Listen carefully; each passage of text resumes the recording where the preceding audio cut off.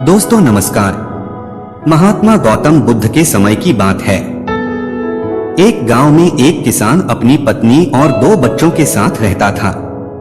वह किसान बहुत ही ज्यादा परेशान रहता था। अपने 2 बच्चों और पत्नी की जरूरतों को पूरा नहीं कर पाता था। शायद यही उसकी परेशानी की सबसे बड़ी वजह थी। समय बीतता गया, उसकी परेशानियां परिवार की जरूरतों के साथ बढ़ती ही जा रही थी। वह दिमाग से और मन से बहुत अशांत रहने लगा था। कहीं न कहीं वह बहुत ज्यादा दुखी हो गया था, अपने परिवार की जरूरतों को नहीं पूरा कर पाने की वजह से। एक दिन उसने यह फैसला लिया कि वह अपने घर को, अपने परिवार को, अपने बच्चों को छोड़कर कहीं दूर चला जाएगा। अंततः वह मनहूस दिन और काली रात आ गई, जिस दिन वह अपने परिवार को, अपने बच्चों को, अपनी पत्नी को छोड़कर घर से कहीं दूर चला गया। वह किसान चलता ही गया, चलता ही गया। रात से सुबह हो गई, सुबह से फिर दोपहर, दोपहर से शाम, शाम से फिर रात, फिर सुबह हो गई। उस किसान की मन की पीड़ा इतनी ज्यादा थी कि उसके पैरों के छाले और पैरों से बह रहे खून के आगे फीके पड़ गए थे। ना भूख की चिंता, ना प्यास की चाह, बस चलता ही गया, चलता ही गया। आखिरकार जंगल में चलते चलते उसका शरीर इतना ज्यादा थक गया कि वह एक नदी के किनारे जाकर वह गिर पड़ा। कुछ घंटों बाद उस किसान को होश आया। वह बेचारा इतना ज्यादा प्यासा था कि तुरंत वह नदी के पास गया। जैसे ही वह पानी पीने के लिए हाथ पानी में डाला, उसे सामने नदी के उस पार कुछ लोगों का झुंड दिखाई दिया। उसने ध्यान से देखा तो उसे एक वृक्ष के नीचे महात्मा गौतम बुद्ध बैठे हुए नजर आए। वह तुरंत दौड़ के उनके पास गया और उनके पैर पर गिरकर बोला कि हे महात्मा, हे भगवान गौतम बुद्ध, मुझे अपनी शरण में ले लीजिए, मुझे अपना शिष्य बना लीजिए। महात्मा गौतम बुद्ध के शरण में आया हुआ कोई भी व्यक्ति खाली हाथ वापस नहीं जाता। यह किसान तो केवल उनका शिष्य बनना चाहता था। महात्मा गौतम बुद्ध जी ने उसकी मनोदशा को देखते हुए उसे अपना शिष्य बना लिए। महात्मा गौतम बुद्ध और उनके शिष्य वहां पर केवल विश्राम कर रहे थे। उनका विश्राम भी पूरा हो चुका था। वह किसान भी अब महात्मा गौतम बुद्ध जी का शिष्य बन चुका था। अब समय हो चला था आगे की यात्रा को पूरा करने की। गौतम बुद्ध और उनके शिष्य आगे बढ़ते चले गए। कुछ दूर निकल जाने के बाद गौतम बुद्ध जी को बहुत जोर की प्यास लगी। उन्होंने अपने इस नए शिष्य अर्थात किसान से बोला कि प्रिय शिष्य, जाओ, पास में एक सरोवर है, वहां से मेरे लिए पानी लेकर आओ। किसान बोला, जो आज्ञा भगवान। किसान सरोवर की तरफ चल दिया। सरोवर के पास जैसे ही किसान पहुंचा, उसने देखा कि उस सरोवर में बहुत सारे जानवर उछल कूद कर रहे हैं। वे सारे जीव जंतु किसान को देखते ही तुरंत वहां से भाग गए। किसान बहुत ही खुश हुआ और उस सरोवर की तरफ चल दिया पानी लेने के लिए। परंतु जैसे ही किसान सरोवर के पानी के तरफ हाथ बढ़ाया, उसने देखा कि पानी बहुत ही ज्यादा गंदा था। किसान निराश होकर वापस गौतम बुद्ध जी के पास आ गया। गौतम बुद्ध जी ने उससे पूछा, पानी कहाँ है?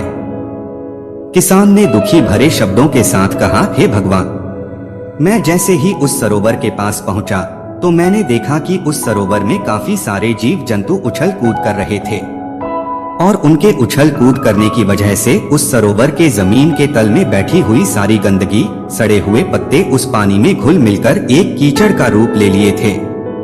यही कारण है कि मैं वह पानी लेकर नहीं आया, क्योंकि वह पानी नहीं कीचड़ हो चुका था। महात्मा गौतम बुद्ध जी उस किसान की बातों को समझ गए और मुस्कुराते हुए उन्होंने कहा कि मैंने तुमसे सरोवर का पानी मांगा था। मैंने यह नहीं कहा था कि पानी अगर गंदा हो तो पानी लेकर मत आना। उन्होंने अपने दूसरे शिष्य से अनुग्रह किया कि जाओ और सरोवर से पानी लेकर आओ। उनका दूसरा शिष्य निकल पड़ा पानी को लाने के लिए और कुछ देर पश्चात वह पानी लेकर वापस आ गया। आश्चर्य की बात तो यह थी कि दूसरे शिष्य द्वारा लाया हुआ पानी बिल्कुल साफ था और उससे भी बड़ी असमंजस की बात यह थी कि सारे के सारे शिष्य बड़े ही आश्चर्यचकित हो गए कि यह करिश्मा कैसे हो सकता है, क्योंकि पहले शिष्य ने तो यह बताया था कि पानी कीचड़ हो गया था। महात्मा गौतम बुद्ध जी ने सारे शिष्यों को यह बताया कि जब सारे जीव जंतु उस पानी में उछल कूद कर रहे थे, तब उस दौरान उस सरोवर के पानी के तल में बैठी हुई सारी गंदगी, सड़े गले हुए पत्ते सब घुल मिलकर कीचड़ रूपी पानी का रूप ले लिए थे। परंतु जितने समय में प्रथम शिष्य किसान वापस आया और दूसरा शिष्य वापस गया, उतने समय में उन जीव जंतुओं के भाग जाने के पश्चात उस सरोवर का पानी धीरे धीरे शांत हो गया था।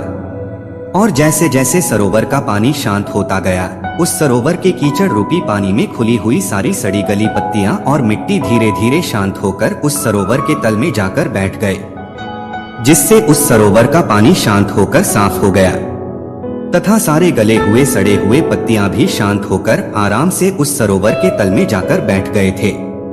प्रिय शिष्यों, अगर उस सरोवर में किसी भी तरीके का कोई हलचल नहीं होता तो उस सरोवर की हर एक चीज जिसको जहां पर होनी चाहिए थी वह वहीं पर ही रहती। उन जीव जंतुओं के हलचल की वजह से सरोवर के तल में बैठी हुई सड़ी गली पत्तियां, मिट्टी उस शांत पानी में मिलकर एक कीचड़ का रूप ले लिए थे। ठीक इसी प्रकार से हर एक व्यक्ति के जीवन में तरह तरह की समस्याएं, परेशानियां और कठिनाइयां आती है, जिसके वजह से हमारे मन में हलचल सी मच जाती है, हमारा दिमाग और मन अशांत हो जाता है। तत्पश्चात हम कोई गलत निर्णय अर्थात फैसला ले लेते हैं। परंतु अगर हम थोड़ा समय देकर उन कठिनाइयों, परेशानियों और समस्याओं के बारे में समझने की कोशिश करें तो मन की हलचल उस सरोवर की पानी की तरह शांत हो जाएगी, जिससे हम अपने जीवन में सही निर्णय का चुनाव करते हुए उसका समाधान निकाल लेंगे। किसान को महात्मा गौतम बुद्ध जी की सारी बातें बिल्कुल साफ साफ समझ में आ गई। उसे यह भी समझ में आ गया कि उसके परिवार में आई हुई सारी परेशानियां, दिक्कतें और जिम्मेदारियां भी इसी सरोवर के सड़ी गली हुई पत्तियों और मिट्टी रूपी कीचड़ की तरह ही हैं। बस जरूरत है थोड़ा समय निकालकर मन को शांत करते हुए उन परेशानियों, दिक्कतों के बारे में समझने और उसका समाधान निकालने की।